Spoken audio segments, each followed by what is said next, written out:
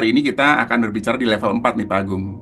Learning and innovation, Pak. Gitu. Atau transformation lah kalau dalam konteks values gitu. Karena begitu kita ngomongin innovation itu biasanya terhubung langsung dengan transformation.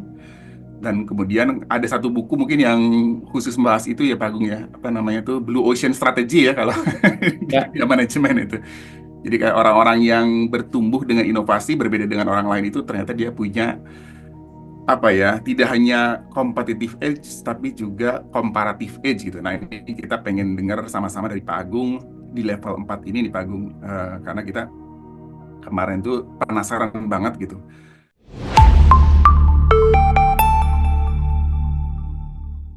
Karena banyak sekali ya organisasi yang ngomong inovasi Pak. Ya termasuk saya juga waktu masih di plat merah gitu. ya. Susah banget gitu, membumikan itu tuh. Hmm. Membumikan, oke lah kalau misalnya mindset, skill setnya kita bangun gitu ya lewat training gitu ya. Tapi gimana caranya membangun orang itu punya jiwa inovatif gitu Pak. Nah itu mungkin kita butuh pencerahan nih gimana dalam konteks organisasi, terutama dalam setting korporasi Pak Agung. Saya appreciate, eh, karena ini adalah momen yang tepat Pak Agung. Ini apa namanya, kalau bulan puasa itu adalah bulan transformasi gitu ya. Ya, betul. Ini topik kita benar-benar pas banget nih. Karena di sini Pak Agung juga sekarang sebagai independent consultant di Strategic Human Capital Management, Corporate Management System, Business Excellence Model, Strategic Business Plan ya, betul ya Pak Agung ya. Jadi ya kayaknya udah pas banget nih topiknya inovasi. Nah, mungkin ini Pak Agung kita buka aja, mungkin dimulai dari yang kemarin tuh. Silakan Pak Agung mungkin mau menyampaikan 5 poin gitu Pak Agung, mulai dari what sampai how-nya gitu Pak Agung. Mangga Pak Agung, Ya. silakan. Nah, izin saya bisa menggunakan share ya materi ya Pak Mangga, silakan Pak. Haji ya. Jadi ini Building Business Excellence through Integrated Innovation ini saya menyebutnya presented for Ki Haji Podcast karena belum tahu. Maksudnya adalah zona profesi podcast yang ditulis oleh saya berdasarkan pembelajaran dari beberapa perusahaan ya. Izin saya menggunakan dulu ini. Oke. Nah, jadi di dalam sharing ini saya nanti akan banyak eh, menjawab tiga unsur utama. Kenapa kita perlu inovasi? Apa sih yang disebut dengan suatu organisasi atau perusahaan yang unggul? Dan bagaimana inovasi terintegrasi ini dalam rangka untuk merespon situasi persaingan usaha saat ini, gitu ya, Aji ya. Nah, kemudian nanti kita akan melihat bagaimana implementasi dari inovasi terintegrasi ini, baik dari perusahaan-perusahaan yang dari luar maupun juga dari perusahaan di Indonesia. Saya menjadi aktif di Asosiasi Manajemen Mutu dan Produktivitas Indonesia. Di sini ada acara satu awarding di bidang pengelolaan inovasi. Waktu itu diorganisir oleh AMPI dan PT Wahana Kendari Mutu, dan saya melakukan review dan kemudian memberikan penilaian terhadap 9 perusahaan ini, Pak Ki Aji ya. Jadi ada PT ETI Indonesia, BCA, PT Bintang 7, KAI, perusahaan saya sendiri, kemudian MRT Jakarta, Riung Mining Contractor, Pertamina Gas, PLN diwakili oleh PLN DKI Jaya, dan Semen Indonesia. Jadi dari sini kami ingin mencoba berbagi nanti seperti apa pembelajaran dari perusahaan-perusahaan berdasarkan riset internasional maupun yang saya lihat dari implementasi 9 perusahaan ini. Gitu. Nah, jadi yang pertama nanti kita akan bicara mengenai disruption itu sudah menjadi sesuatu yang new normal saat ini ya, dan kemudian kenapa kita memerlukan satu inovasi, walaupun saya sudah menyimpulkan sebenarnya kalau nggak inovasi ya mati, walaupun matinya nggak sekarang gitu tapi pelan-pelan gitu ya. Jadi di sini kami mencoba melihat satu situasi yang dihadapi oleh setiap perusahaan saat ini ya, terutama yang berbasis komersial. Kita menghadapi satu situasi yang sangat volatile ya. Dulu waktu kita sama-sama aktif di Kementerian BUMN, istilah KAJ adalah plat merah. Kita diperkenalkan dengan istilah FUKA ya, KAJ ya. Changing volatile, uncertainty, dan kompleks dan ambigu era ya. Dan kita menyimpulkan bahwa saat ini sangat kita rasakan terjadi perubahan yang secara terus-menerus dan perubahannya itu semakin lama semakin cepat gitu yang kita rasakan saat ini. Ini berdasarkan riset dari Accenture ya yang dituangkan di dalam Workforce Productivity di Rethink How to Work Works ya di tahun 2020 ada 4 changing yang sangat signifikan dari sisi teknologi advancement ya, kecanggihan teknologi terutama berbasis digital, kemudian terjadi perubahan tenaga kerja, mungkin kita akan menghadapi situasi kerja ini di dalam satu ruangan atau di dalam satu korporasi, di dalam satu organisasi ada 5 generasi gitu ya. Itu yang dihadapi saat ini dan masing-masing mempunyai karakteristik yang berbeda. Yang penting lagi adalah terutama di sini changing customer ya. Jadi terjadi shifting perilaku daripada customer ini yang mengatakan hampir 80% bahwa experience ini itu sangat penting atau sama pentingnya dibandingkan juga terhadap produk gitu. Jadi pada saat Pak Ki Aji menggunakan kereta api, selain menggunakan jasa kereta apinya, sekarang ini para penumpang sebagai pelanggan KAI itu sudah melihat experience bagaimana rasanya menggunakan pelayanan yang disediakan oleh PT Kereta Api Indonesia. Demikian juga untuk perusahaan-perusahaan atau produk dan jasa lainnya gitu ya.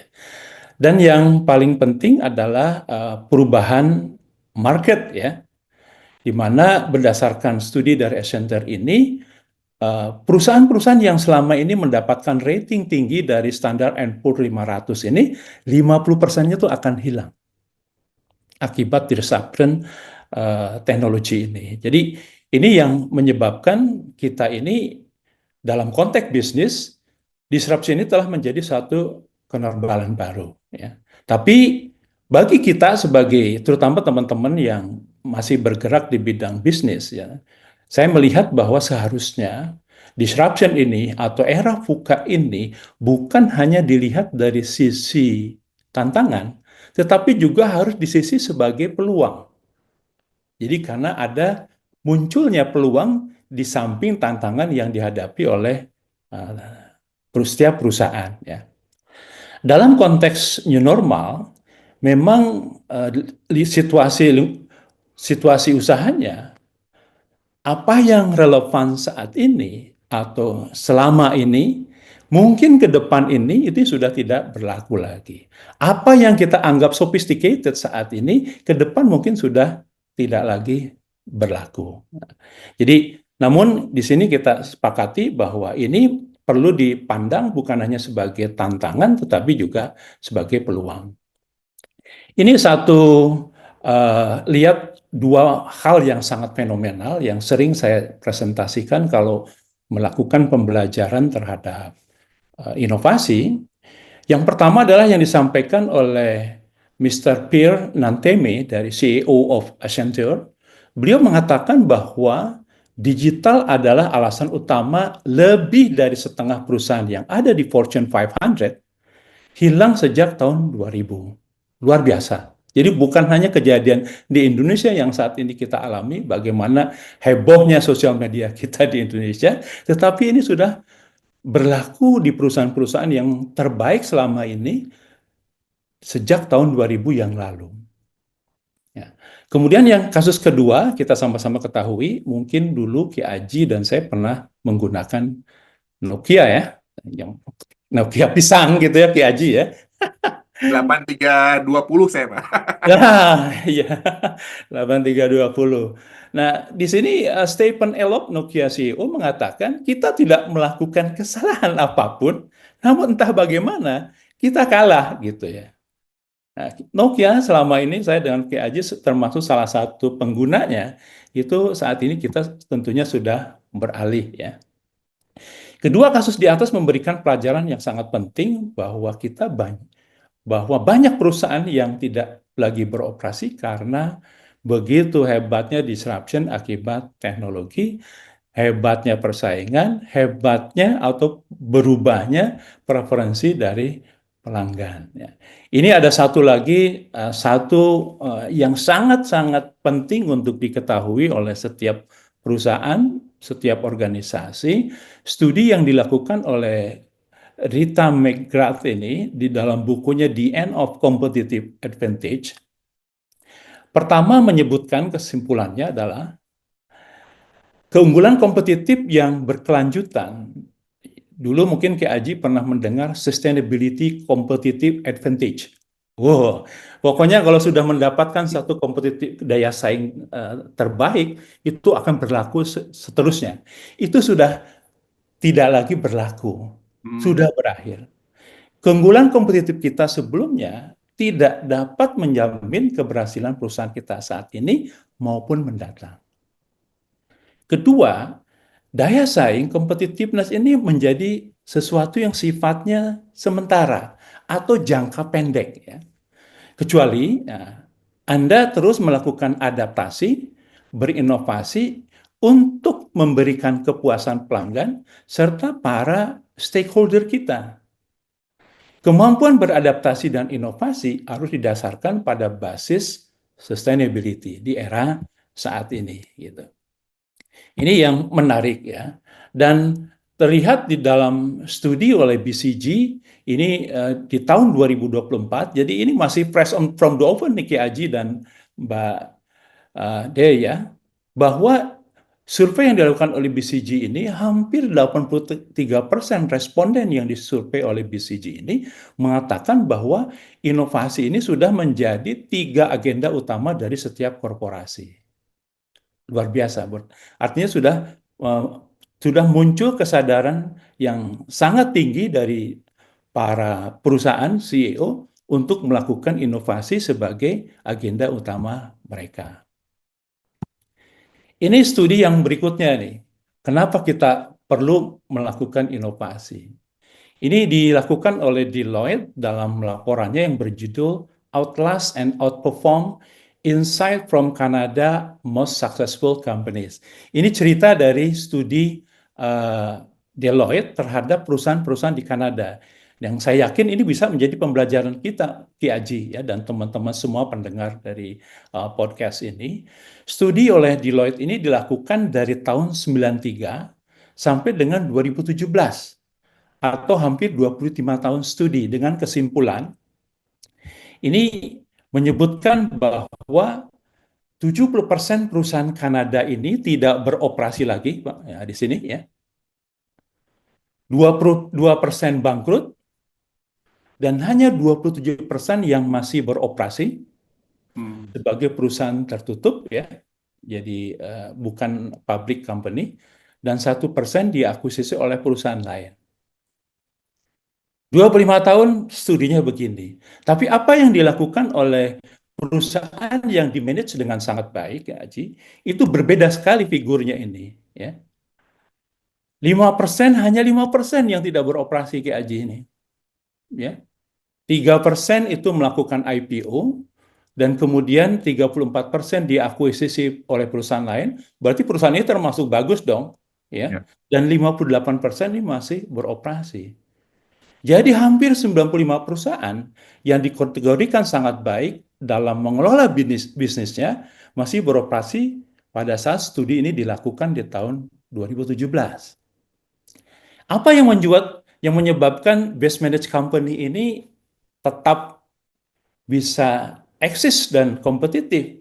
Ternyata ada 4 nih studinya. Nah, salah satu yang terkait dengan topik kita yaitu mengenai inovasi, Pak. Ternyata best managed company ini itu mempunyai karakteristik yang butir 3 ini, mereka melakukan inovasi dengan pendekatan yang terencana.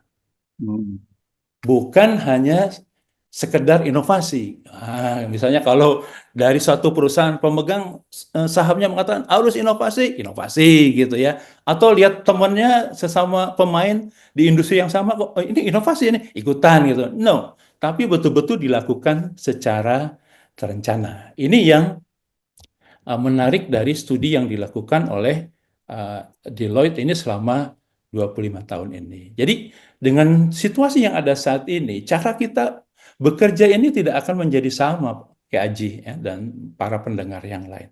Harus tidak lagi menggunakan business as usual. Gitu. Jadi pertanyaannya yang perlu ditanyakan kepada kita adalah bagaimana seluruh perubahan yang terjadi saat ini di masa yang akan datang dan bagaimana para leader yang memimpin perusahaan-perusahaan atau organisasi itu memimpin di dalam membantu perusahaannya dalam rangka untuk menjadi tetap unggul dalam jangka panjang. That is the question for every single leader atau every leader di dalam organisasi maupun korporasi gitu. Nah, jadi itu yang di pengantar ini kenapa kita perlu inovasi. Jadi sangat jelas bahwa dalam lingkungan bisnis yang berubah cepat, tidak pasti, tidak stabil, selain menciptakan tantangan yang sangat kompetitif, juga menghadirkan peluang untuk inovasi dan pertumbuhan bisnis. Jadi jangan dilihat dari sisi negatifnya, sisi positifnya harus dilihat juga. Namun dalam konteks supaya itu bisa menjadi satu peluang untuk pertumbuhan perusahaan, maka di dalam perusahaannya harus menjadi lebih lincah dan adaptif, agile dan adaptif. Kemudian inovasi menjadi prioritas utama dan membangun budaya yang mendukung pembelajaran dan inovasi. Nanti ada satu slide yang menjawab nanti bagaimana caranya membangun jiwa inovasi ini berdasarkan pembelajaran perusahaan-perusahaan, terutama yang 9 perusahaan tadi, gitu ya. Jadi, mengapa harus kita inovasi? Ya karena keunggulan bisnis melalui inovasi ini bukan sekedar pilihan, tetapi juga keharusan. Gitu. Saya menyimpulkan di dalam jurnal yang saya terbitkan tahun 2016, Innovate or Die, gitu kayak Aji.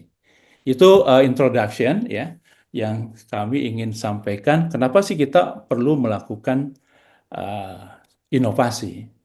Berikutnya adalah uh, yang disebut unggul itu apa sih gitu ya? Yang disebut unggul itu apa? Nah, di sini saya coba bandingkan satu studi yang dilakukan oleh Deloitte ya dalam Stories of Global Excellence, termasuk yang dikeluarkan oleh Dr. Robin Mann, the Asian Productivity Organization ya, Business Excellence Model dan Award for Public Sector. Ternyata yang disebut perusahaan-perusahaan yang unggul itu masing-masing itu disimpulkan mempunyai 4 karakteristik. Kalau Deloitte menyebutkan seperti yang ada di sini, mempunyai unique capabilities, resources, adaptable. Nah ini yang sesuai topik kita, innovate and improve intentionally, mempunyai talenta yang tepat gitu ya. Nah dari APO menyimpulkan yang disebut sebagai business excellence, karakteristiknya adalah mempunyai 4 juga. Business resultnya luar biasa, excellent, menciptakan nilai bagi setiap stakeholdernya. Nah ini yang paling penting nih, appropriate and effective management system dan core values, terutama di dalamnya innovation, itu sudah menjadi DNA-nya perusahaan gitu. Jadi dari dua ini saya bisa menyimpulkan yang disebut unggul ini adalah satu, hasil bisnis yang excellent. Kedua, bisa mendeliver value bagi pelanggan dan stakeholder. Ketiga, mempunyai sistem manajemen yang tepat dan efektif. Keempat, nilai-nilai inti, terutama adalah inovasi, sudah menjadi DNA-nya perusahaan dan mempunyai kapabilitas atau kemampuan dan sumber daya yang unggul, gitu Pak. Ini yang menjadi kesimpulan untuk apa yang disebut dengan unggul ini. Nah, terus di tema kita kan bagaimana membangun ini melalui inovasi. Nah, mari saya perkenalkan sebelumnya adalah dengan, mari kita lihat Pak Ki Aji. Saya yakin semua kenal dengan perusahaan Ya, ini ya. ya. Amazon ya, yang luar biasa nilainya. Ini Apple sendiri ya, gambar apel yang dikeruk nih yang di Kemudian dari Elon Musk sendiri, dari Meta, ini BYD ya. Kemudian ini BCA, Apa yang kita lihat di sini, saya melihat bahwa apa yang dilakukan oleh perusahaan-perusahaan besar ini, itu mereka dikenal melalui capabilities-nya. Capabilities bidang apa? Adalah inovasi. Gitu. Itu yang uh, menjadi salah satu pengantar. Terus inovasi seperti apa yang perlu dilakukan? Saya memperkenalkan adalah yang disebut dengan integrated innovation. Gitu. Ya, jadi sebelum saya memperkenalkan ke integrated innovation, simpulkan bahwa one of the main characteristic of company that has sustainable excellent performance is that innovation, baik intentionally maupun integrated innovation, has become the company DNA gitu. Ya, let's kita masuk ke what is integrated innovation. Saya pertama memperkenalkan dulu inovasi ini Ki Aji. Tadi Ki Aji di pengantarnya menyebutkan apa sih itu inovasi itu ya, gitu ya. Jadi ya, ini studi yang dilakukan pertama dari 3 reference yang saya gunakan ya. Jadi inovasi ini yang pertama itu adalah successful implementation baik dari produk, service, proses, structure atau business model dari kreatif ide-ide kreatif di dalam satu organisasi. Jadi kata kunci pertama adalah implementasi yang berhasil gitu. Jadi di dalam konteks yang selama ini saya yakini, baik yang pada saat saya di Wika, di Semen Indonesia maupun di KAI, pada saat disebut inovasi, kami mensyaratkan inovasi tersebut adalah betul-betul sudah diimplementasikan dan mempunyai impact positif bagi korporasi maupun bagi stakeholder. Gitu. Definisi yang kedua, inovasi ini adalah suatu perubahan yang berarti. Perubahan yang berarti terhadap produk, jasa, program, proses, operasi, atau bisnis model. Ya. Tujuannya apa? Menciptakan value bagi stakeholder. Gitu. Itu intinya inovasi. Dan ini harus mempunyai impact apa? Dimensi baru dari kinerja perusahaan. Harus menjadi lebih baik lagi. Gitu. Jadi inovasi ini perubahan yang memberikan nilai terbaik bagi pelanggan maupun stakeholdernya dan memberi impact yang sangat baik, yang sangat signifikan kepada kinerja perusahaan. Dan di sini saya menarik adalah bukan hanya bagi perusahaan tetapi juga bagi people. Nah, tentunya sekarang kita masuk ke ESG, inovasi juga perlu mempertimbangkan aspek-aspek keberlanjutan gitu, Ki Aji. Ini definisi yang saya ambil dari 3. Kemudian bagaimana caranya kita memanage inovasi yang impactful ini? Nanti dari sini terlihat, oh ternyata ini Ki Aji yang disebut dengan uh, integrated innovation itu seperti ini gitu. Jadi sabar dulu Ki Aji ya. Kita Siap, masuk dulu siap, ke siap. sini nih Ki Aji nih. Nah, ada 4 pelajaran PAG yang saya lihat dari implementasi dari 9 perusahaan yang tadi saya sebutkan di awal, ya, termasuk di KAI, BCA, kemudian di Semen Indonesia, dan perusahaan-perusahaan lain, PT Bintang 7 misalnya, yaitu yang pertama adalah inovasi ini harus terintegrasi dengan strategi, PAG, Hmm. gitu ya. Harus terintegrasi dengan strategi perusahaan. Biasanya kalau saya di Semen Indonesia, di Wika, kemudian di KAI, kami setelah bisnis strategik ini atau bahasa BUMN-nya adalah rencana jangka panjang perusahaan. Itu salah satu komponen di dalam RJPP ini adalah menyusun strategic map dengan menggunakan balance scorecard gitu.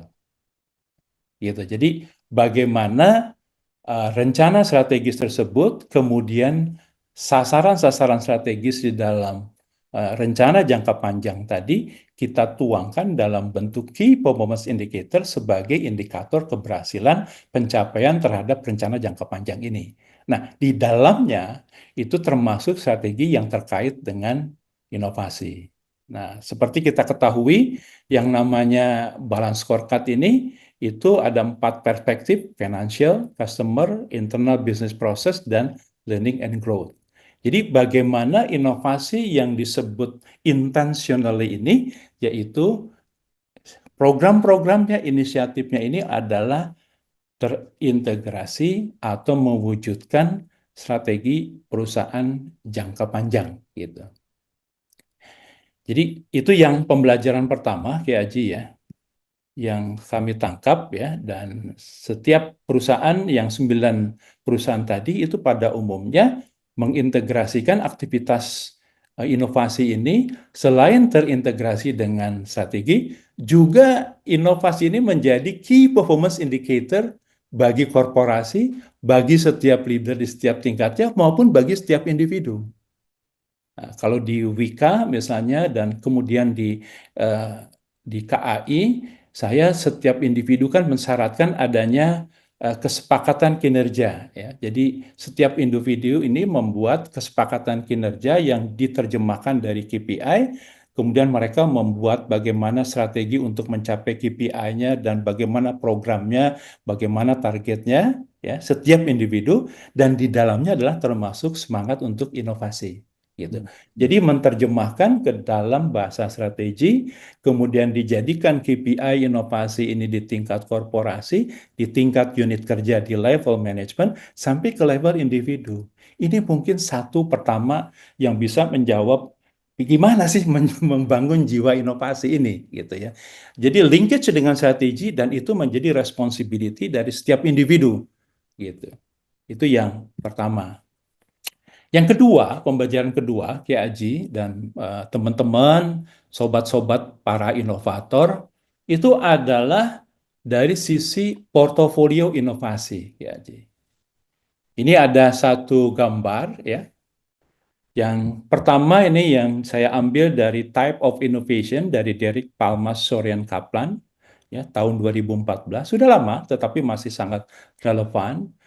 Ada inovasi ini yang sifatnya breakthrough, ada yang sifatnya incremental. Ada inovasi yang dilakukan secara terencana, saya sebut intentionally, atau yang sekedarnya aja lah, mendadak gitu, tiba-tiba muncul ide gitu. Nah, Ya. ini seperti ini.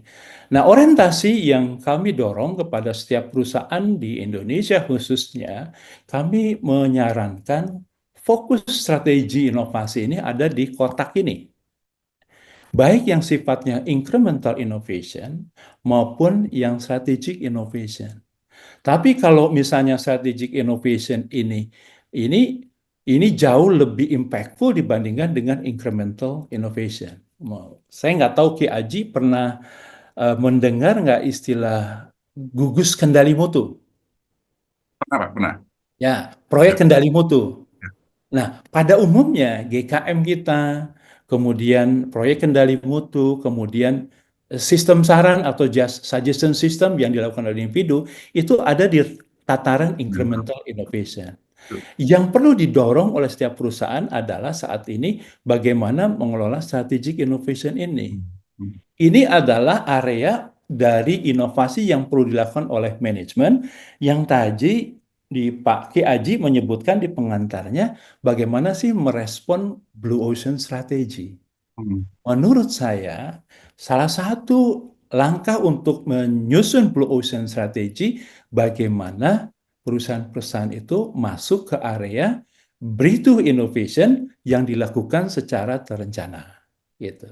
Nah, ini yang uh, gambar pertama.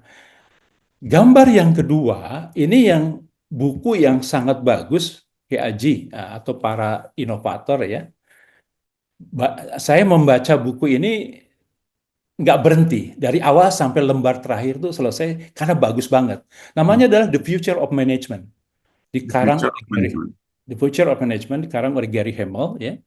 Itu memperkenalkan the innovation stack ya, yaitu di sini tangga inovasi ya. Jadi menurut Gary Hamel ini semakin ke atas tangganya ini semakin mempunyai pengaruh yang lebih besar terhadap impact kinerja perusahaan.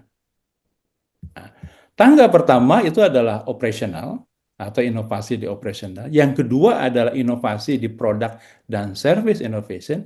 Yang tangga ketiga adalah strategic innovation. Nah, yang sering luput perusahaan-perusahaan selama ini, ya, termasuk juga di perusahaan-perusahaan selama ini yang saya bergabung, walaupun sudah kita melakukan inovasi di bidang ini, jarang sekali ini dijadikan sebagai salah satu area untuk ajang inovasi, yaitu Hmm. inovasi terhadap manajemen KAJ. Hmm. Ini yang eh, yang yang menarik ya, gitu ya. Nah, di sini saya ingin highlight pertama adalah strategic innovation dulu ya.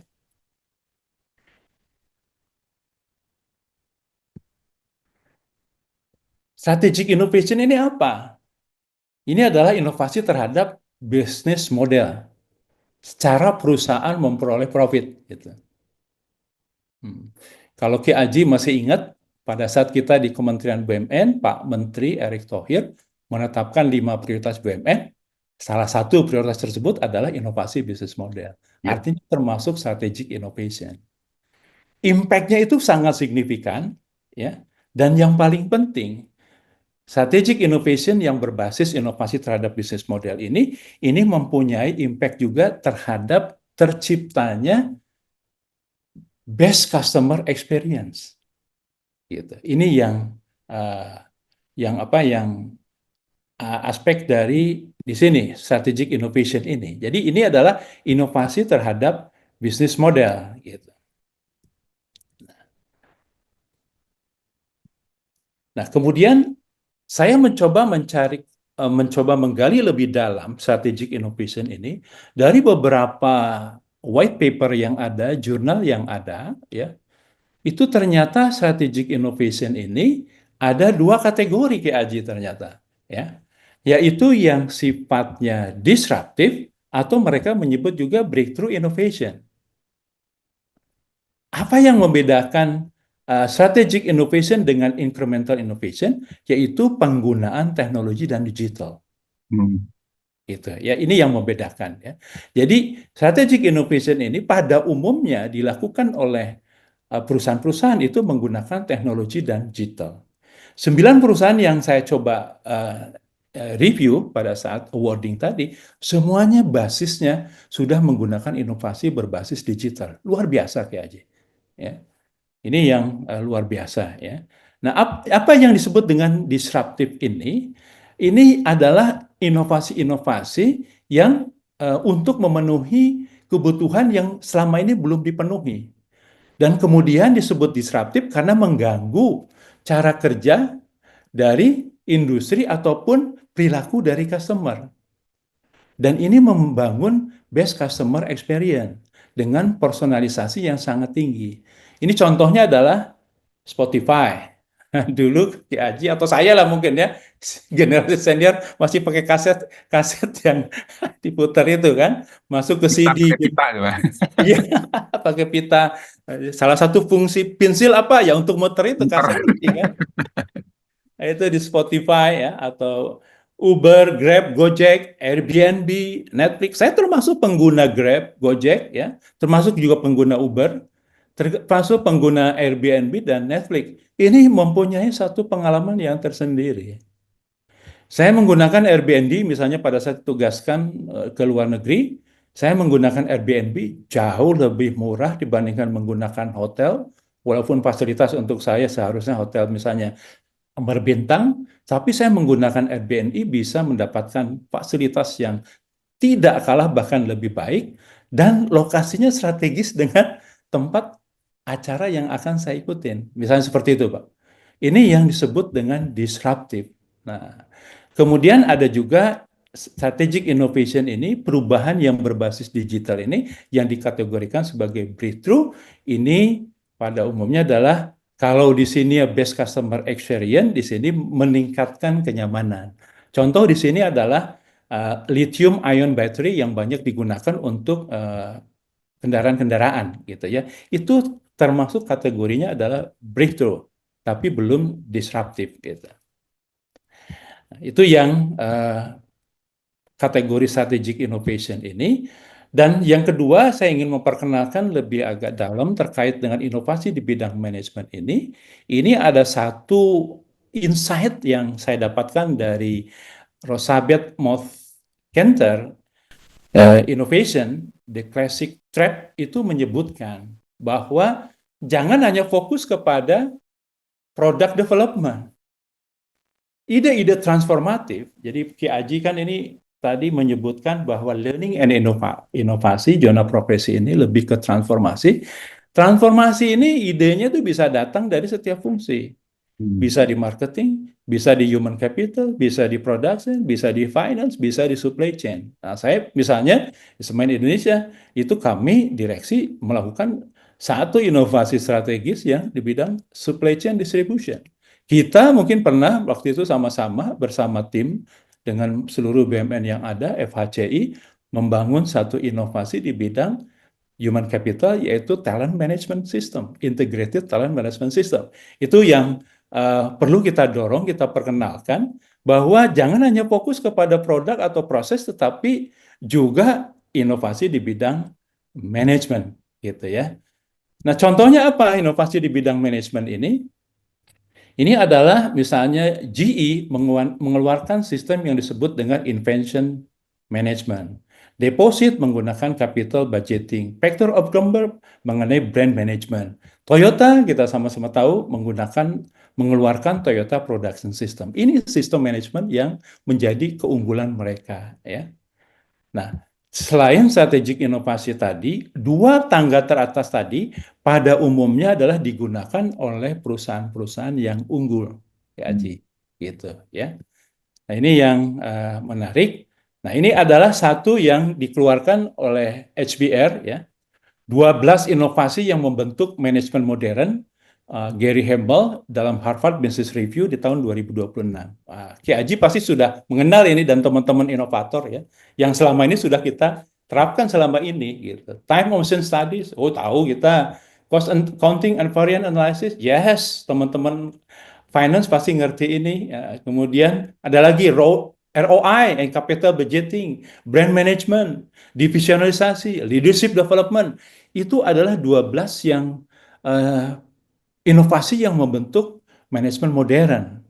Jadi inilah yang mengatakan saya ingin mendorong kepada perusahaan-perusahaan ya, organisasi-organisasi, mari kita juga fokus kepada inovasi di bidang manajemen. Apakah inovasi manajemen itu penting? Nah, tentu saja penting gitu ya. Inovasi dalam proses manajemen dapat menciptakan keunggulan jangka panjang dan menghasilkan perubahan dramatis dalam posisi yang kompetitif gitu. Ini yang paling penting ya. Dan beruntungnya kita saat ini dibantu oleh digitalisasi dan kemajuan teknologi gitu. Nah, contoh Ki Aji kita di bidang integrated talent management system itu juga dibantu dengan sistem waktu itu ya, sehingga dengan mudah kita bisa menemukan talent-talent terbaik pada saat manakala ada program-program suksesi di perusahaan kita gitu ya. Dan ini adalah studi yang dilakukan oleh Deloitte di dalam inovasi survei yang dilakukan Deloitte tahun 2023 masih fresh from the open juga, elevating the pivotal role of innovation within the Greek business community. Ini di Greek business community. Ini 5 inovasi yang mereka lakukan selama ini itu terjadi bervariasi. Jadi portofolionya bukan hanya ke satu titik gitu. Ada yang terkait dengan inovasi terhadap service pelayanan yang mereka deliver, ya.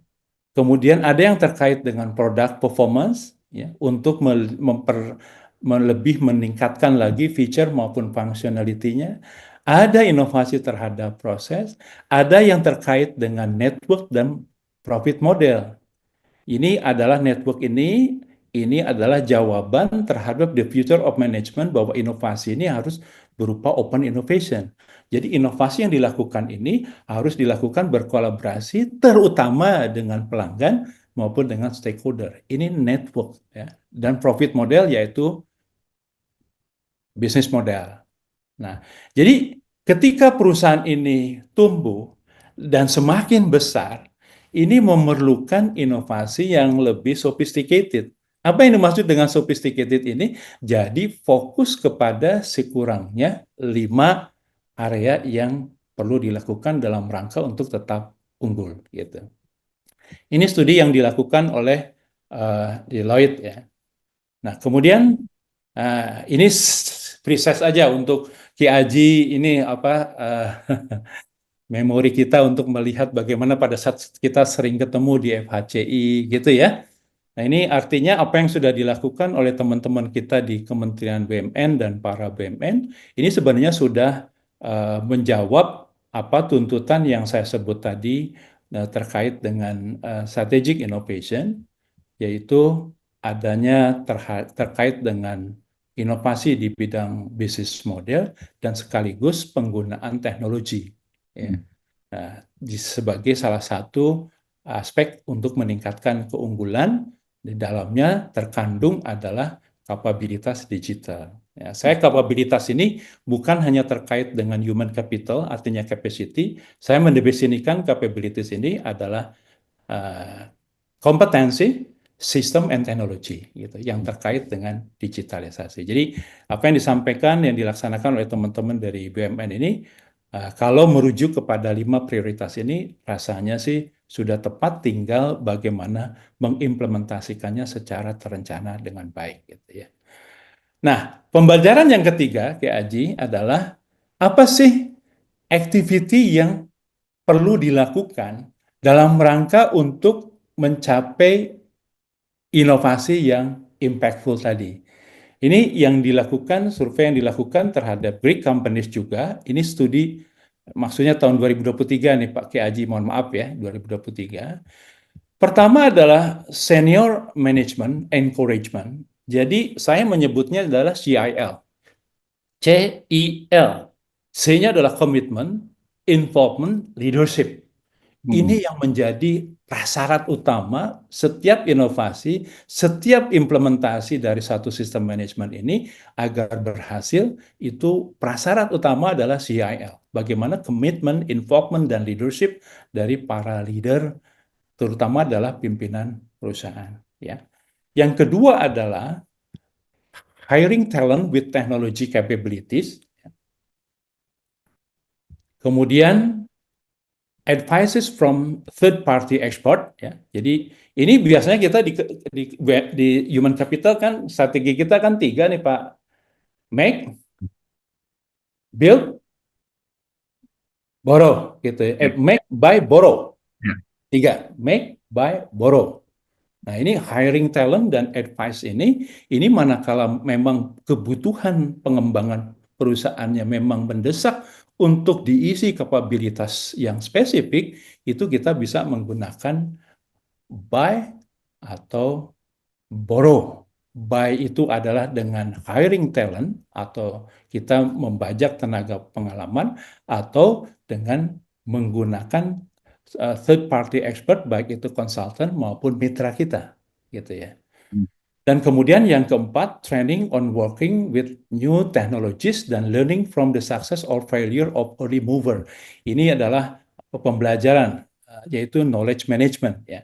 Dan perusahaan-perusahaan tersebut menggunakan berbagai aktivitas atau inisiatif dalam rangka untuk memastikan inovasi strategis dan inovasi yang berbasis continuous improvement itu bisa dilakukan dengan sangat baik gitu ya. Itu yang ketiga Ki Aji. Yang keempat, nah ini yang areanya Ki Aji dan saya ini sebenarnya, bahwa inovasi ini harus berbasis people. Harus berbasis people gitu ya.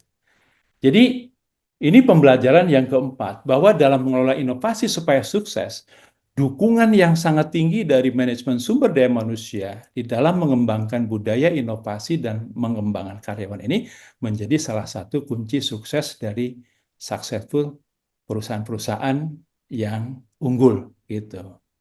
Nah, ini dari Robert Bolton dari Co-Leader Global HR Transformation Center for Excellence menyebutkan bahwa budaya tampaknya adalah kunci atas kesuksesan dari inovasi berkelanjutan. Gimana caranya membangun jiwa inovasi ini?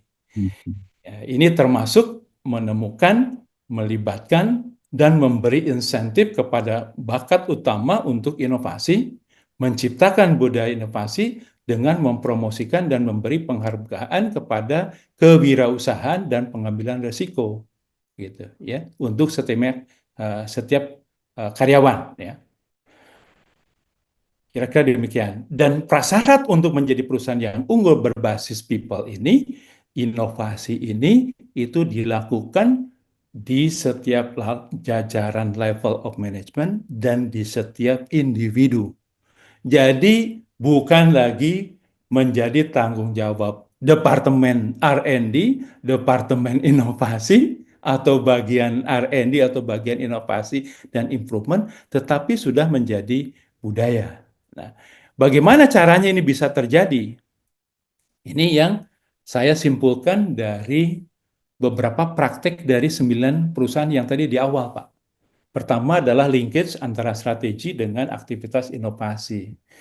Jadi mereka menjadikan membuat strategic map tadi dan kemudian KPI, inovasi menjadi KPI sampai ke level individu. Kemudian beberapa perusahaan itu mengeluarkan CEO letter untuk dukungan dan mendorong kepada setiap individu yang ada di perusahaan tersebut untuk melakukan inovasi. Kemudian teman-teman di Human Capital itu melaksanakan learning and development, terutama adalah leadership development program. Ya.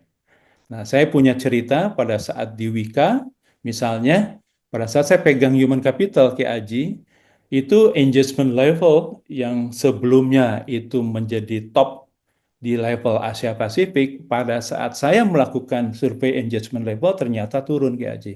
Hmm. Nah, pada saat kami sertifikasi datanya, ternyata kami melakukan banyak rekrutmen ke Aji waktu itu karena pertumbuhan bisnisnya kan luar biasa Wika pada saat itu, sehingga saya merekrut tenaga-tenaga baru ini tidak kurang dari 800 orang dalam 2 tahun itu ya. Nah, ternyata turunnya itu adalah dari anak-anak muda yang usia kerjanya itu di bawah 3 tahun. Hmm. What my conclusion pada saat itu, mereka pembinanya adalah para manajer. Hmm. Sehingga saya membuat satu leadership development program untuk level manager yang saya sebut dengan leadership at work. Hmm. Jadi praktek-praktek leadership yang praktis dalam rangka terjadi engage antara level manager tadi dengan teman-teman yang baru masuk tadi, Pak. Jadi betapa pentingnya leadership itu pengalaman saya pada saat di Wika. Saya kaget juga Ki Aji. Loh kok saya pegang human capital malah turun. Tapi lesson learn-nya adalah saya dapat di situ. Ya. Gitu ya. Di aspek leadership development program ya. Kemudian learning and development program itu sesuai dengan model kompetensi. Nah, di KAI, di Semen Indonesia, model kompetensi ini termasuk di dalamnya kapabilitas atau kompetensi di bidang inovasi gitu. Itu yang langkah yang dilakukan oleh teman-teman yang ada di Indonesia 9 perusahaan tadi, dan kemudian dari struktur organisasi. Ada yang menyusun ya Haji, yang menarik nih adalah salah satu perusahaan swasta ya. Perusahaan bank terbesar, berarti sudah langsung kan dari 9 itu tahu gitu kan. Itu menyusun yang disebut dengan Board of Innovation. Hmm. Jadi inovasi-inovasi yang dilakukan oleh tim di sana itu bisa langsung dikirim kepada Board Innovation dan kemudian di-review oleh Board Innovation tadi untuk bisa diputuskan ini bisa lanjut atau enggak gitu. Jadi responnya sangat cepat. Ya. Nah, kemudian yang berikutnya adalah building capable multidisiplin dan multi-department team. Ya. Jadi ini teamwork buildingnya diperkuat. Nah, yang saya lihat program komunikasi terkait dengan inovasi ini juga luar biasa yang dilakukan oleh teman-teman semua dalam rangka untuk semua aware, semua bergerak dalam kerangka untuk continuous improvement dan inovasi yang diharapkan oleh perusahaan, gitu ya. Itu yang saya lihat terkait dengan people ini. Yang berikutnya adalah acknowledgement dan rewarding, Ki Aji. Jadi membangun jiwa inovasi ini tadi dari sisi people development-nya, upskilling dan kemudian reskilling, sertifikasi dan sebagainya. Ini adalah acknowledgement dan rewardingnya. Bagaimana kita memberikan penghargaan untuk teman-teman yang KPI-nya excellence atau outstanding dibandingkan dengan teman-teman yang hanya mencapai mid. Itu berbeda, gitu kan ya. Kita sama-sama pernah praktik di sini kan ya. Nah, kemudian ada monetary and non-monetary reward dan ada promotion and development. Contoh gini Ki Aji. Jadi di Semen Indonesia, di KAI gitu ya, di Wika itu diadakan ajang inovasi. Kemudian inovasi yang terbaik di tingkat perusahaan itu diikutsertakan di dalam inovasi maupun konvensi di tingkat nasional dan kemudian ada ajang di tingkat internasional. Itu adalah bentuk acknowledgement kepada kontribusi mereka di bidang inovasi maupun continuous improvement gitu ya. Itu salah satu contoh. Contoh yang lain, misalnya pada saat di Semen Indonesia maupun di KAI untuk menentukan pegawai-pegawai terbaiknya setiap tahun. Biasa kan kita setiap ulang tahun ada satu event di AJI ya, yaitu menetapkan siapa pegawai terbaiknya. Kriteria yang sangat penting yang saya cantumkan di sana adalah pencapaian terhadap key performance indicator sekaligus juga kontribusi yang bersangkutan terhadap inovasi. That is yang membangun jiwa kompetensi tadi ya.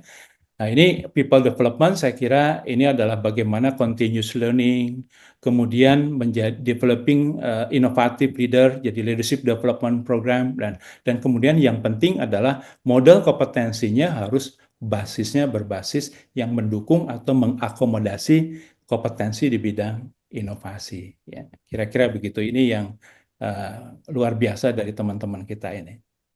So, what is integrated innovation? Dari sini bisa terlihat Ki Aji, bahwa inovasi yang disebut integrated ini harus linkage dengan strategi, dengan bisnis strategi.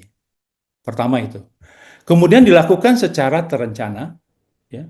Kalau di kita, di BUMN, itu masuk RKAP biasanya ya, masuk KPI gitu ya. Kemudian harus ada kolaborasi dengan customer dan key stakeholder. Luar biasa, teman-teman yang kemarin presentasi di dalam awarding tadi, bagaimana mereka menemukan inovasi-inovasi strategisnya itu adalah hasil kerjasama kolaborasi dengan customer, dengan mitranya, bahkan ada yang dengan komunitas masyarakat gitu Ki Aji. Luar biasa ya.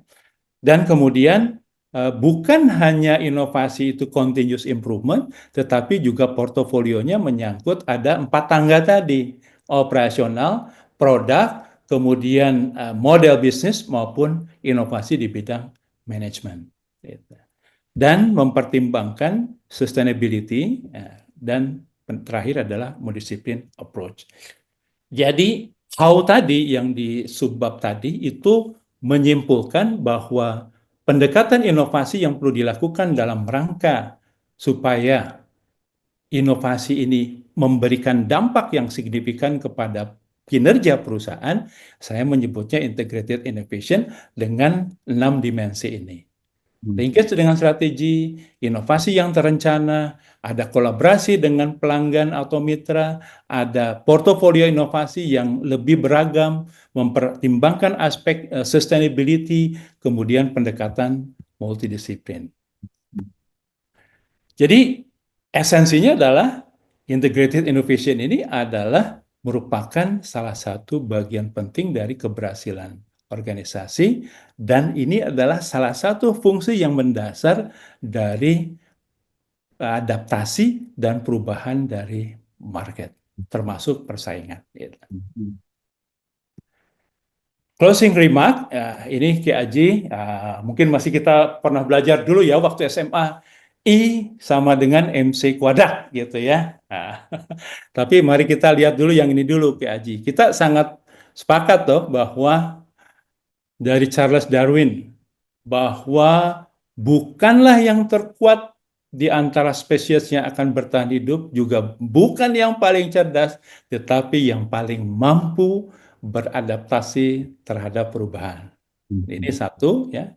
Kemudian kalau saya menyampaikan ini yang ditulis oleh Blazy dan Grizel ya, The Insight to Performance Excellence.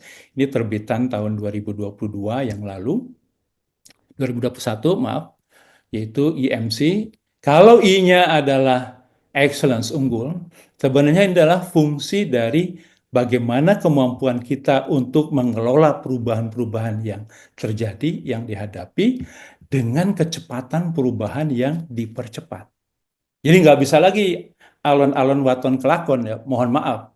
Hmm. Nah, bukan alon-alonnya, tapi kelakonnya yang paling penting kan. Nah, itu yang paling penting ya dari uh, peribahasa yang leluhur kita.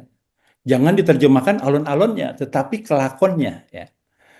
Jadi seperti ini.